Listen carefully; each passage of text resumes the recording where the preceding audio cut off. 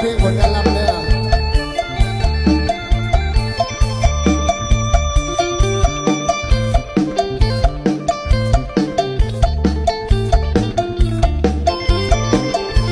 สาวงามสมสา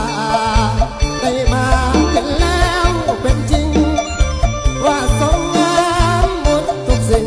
สมเป็นยอดยิ่งสวยจริงทุกอย่างอายคอยถามคนงามบอกอายเดินห่างมีแฟนหรือยังอ้างว้างขอให้นางบอกอายตามตรง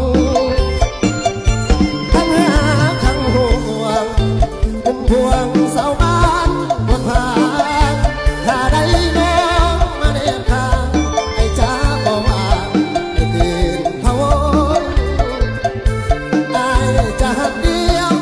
จะบอกเดียวยิ่งได้ให้ลงจะหาแต่น้องอย่างมันคงจะเสียจะต้องก็สาวบนผา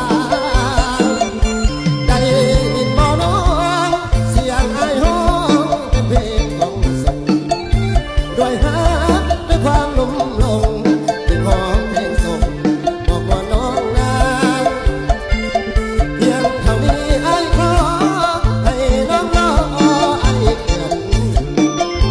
ถ้าน้องทำคำบ่ถึงขอยังปวดก่อน3 ไว้อายจะแบ่งแค่อายจะบอกแม่เปลี่ยนเป็นลายใจถ้าอายนั้นผิดคำสัญญาไว้ลงโทษอายได้เด้อสาวผู้พา